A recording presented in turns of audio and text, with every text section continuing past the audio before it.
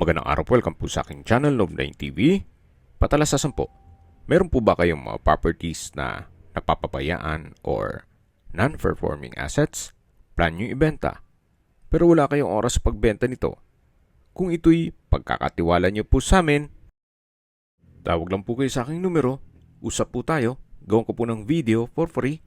Yes, libre po, wala po kayong babayaran. Tutulungan pa namin kayong mabenta ang inyong property. Kami na po bala sa marketing, sa boosting or paid ads. Even sa tripping, hindi na po kayo mapapagod sa pag-entertain ng mga buyers. Kami na po bala sa lahat. Tawag lang po kayo.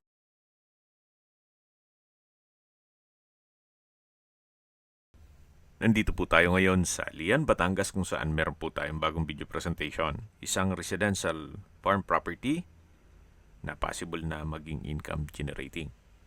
May lot area po ito na 2,000 square meters at ito'y nakabakod na.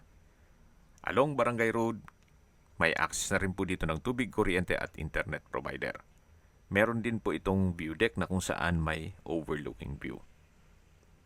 Dito po sa loob ay meron pong fruit-bearing trees gaya ng mangga, bayabas, aratiles, saging, at iba pa. Napakatahimik po ng lugar, sariwa ang hangin, at malamig po ang klima. Ito po yung nasa mataas na lugar.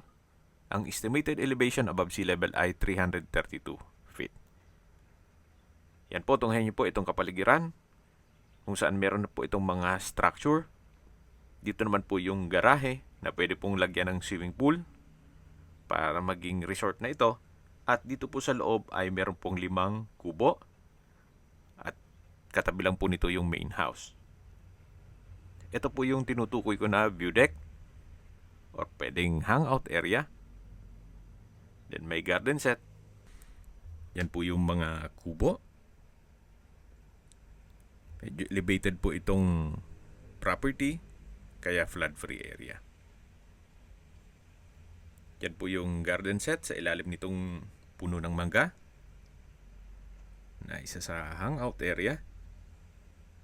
At dito naman po ay may kabana. Actually, pwede pa rin po itong gawing events place. Yung mga maliit na occasion lang. So, covered po yan. Then sa dulo po ay may banyo. Dito naman po ay may hagdan papunta sa pinakamataas na lugar nitong property. Yan po yung concrete fence.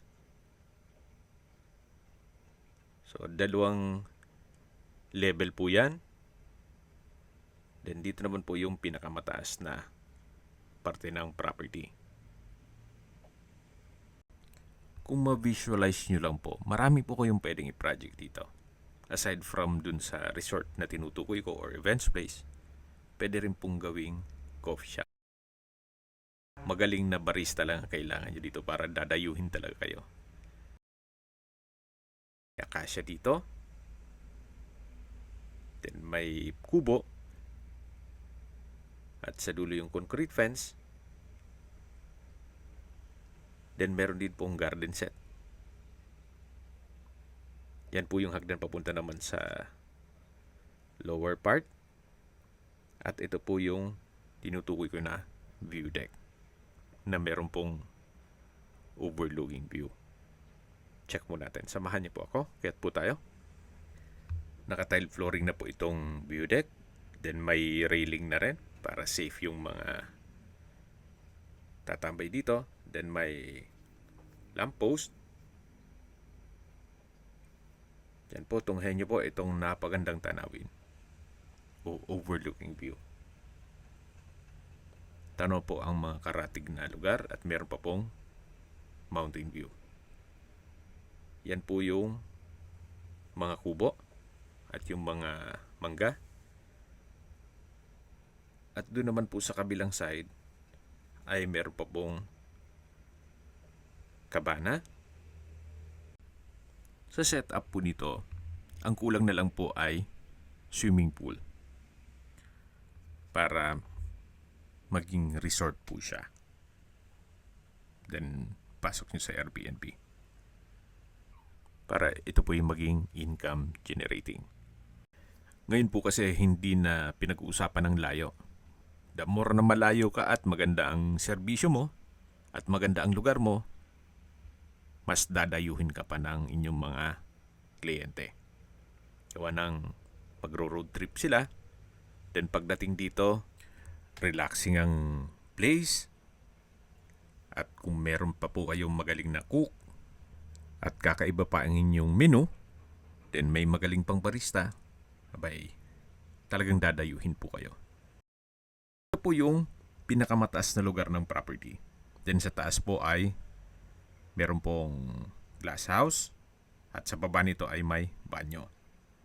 Ang kagandahan po dito sa property na to ay may bahay bakasyonan ka na, meron ka pang pwedeng maging income generating na area. Ito pong napwestuhan natin ngayon na marami po kayong pwedeng i-project dito. Gaya ng events place o resort, coffee shop, at restaurant. Ito po yung pinakamataas na lugar na ng property. Ito po yung glass house na may overlooking view. Yan, labas po tayo dito sa may dulo. Yan po, napagandang tanawin. Napakasarap pong magmuni-muni dito. Sa mga nag-skip po ng video, summarize ko lang po. Ito pong property ay nasa Lian, Batangas. May lot area po ito na 2,000 square meters. Ito po'y titulado, buhay po ang may-ari, kaya wala po kayong maging problema sa documentation o sa transfer ng title. Along Barangay Road at may access na rin po ng tubig, kuryente at internet provider. Dito po sa loob ng property ay marami ng structure na pwede nyo pong i-convert sa events place o resort, then coffee shop. At the same time, mag-offer na rin ng foods o restaurant. Bababa na po tayo. Yan po yung pinakamataas na lugar. At dito naman po yung second level na kung saan meron din pong kabana. Ang kagandahan po dito, hindi nila po pinutol yung mga malaking puno. Nagiging shade din po yan pag mainit ang panahon. At nagbibigay ng sariwang hangin. Dito po ay may hagdan, pababa po yan, at meron din pong waterfalls. At kung may guest kayo, magiging attraction din yan. Pwede silang mag-picture-picture dyan. Ito po yung tinutukoy ko na hagdan na papunta na po yan sa baba. May pocket garden sa gilid at may mga ilang ornamental plants. At ito po yung pangatlong level ng property na may view deck. Marami na rin pong mga kabahayan dito sa area. Kaya may mga kapitbahay na po. Yan po yung pang-apat na level ng property. Pero nasa mataas pa rin yung area niya. Ito naman po yung garahe. At yan po yung mga kubo. Yan po yung bubong ng main house. At yan naman po yung main gate. Then dun po sa unahan ng sasakyan ay may isang kubo pa. At dun po sa main house ay may katabing kubo rin po yan. Ito po yung tinutukoy ko na main house. Meron po itong 6 bedrooms. At ito po'y livable naman. May glass wall and window. Ito po yung main door. Samahan niyo po ako. Pasok po tayo. Naka-ceiling cove design. May ceiling panels. At ito po yung living area. May bar counter. May malaking vanity mirror. At pasensya na po at biglaan po ang video shoot. Hindi sila nakapag-prepare.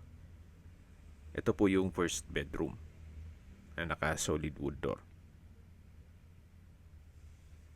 Nakalak po yan at may mga personal na gamit si owner. Check natin itong living area, itong bar counter, at dito naman po yung dining at kitchen. At sa dulo naman yung banyo. Ito pong kusina ay may kitchen countertop, stainless sink with faucet, at may kitchen cabinet. Dito naman po sa dulo ay yung banyo. Naka-tiled bathroom wall, may shower, may water closet with bidet, at may hand wash basin. Yan po yung dirty kitchen. At sa dulo naman yung dining area. Yan po yung access door papunta naman dun sa isang kubo. At doon sa garahe.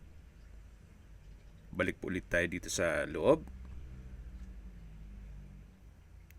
Ito po ulit yung bar counter at ito naman yung mga kwarto. Ito po ulit yung living area o salas. At yan naman po yung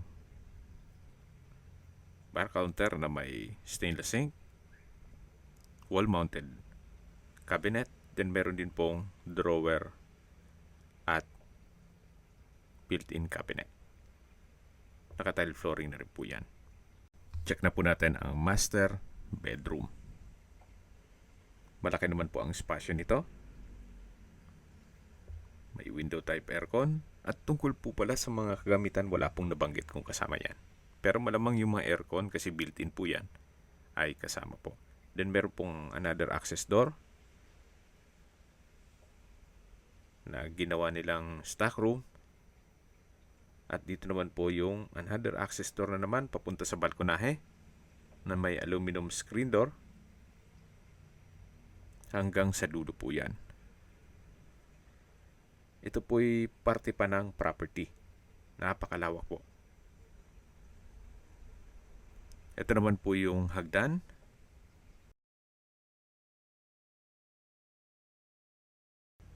Ito po yung naka-concrete staircase at stainless handrail. Diyan po naman ay nakalak din, kaya hindi natin ma-check. Siguro upon tripping, pero po malaking kwarto po yan sa taas. Ito naman po yung access door na katabi lang ng kusina. Then meron pa pong common toilet and bath dito na naka-tile bathroom wall at may water closet with day at aircon. Ito po yung isa sa mga kwarto dito sa dulo. Check natin. Kung mapapansin nyo po, pwede nyo pong paupahan kasi meron po silang mga access doors. Gaya nito, meron na siyang countertop. Then, yung kwarto naman nasa taas. So, may parang apartment type. Itong sa dulo, ang disenyo. So, depende na po yan sa inyo kung ano magiging diskarte nyo dito. Pero kung malaking pamilya naman kayo, nasa inyo yan kung papaupahan nyo pa ito.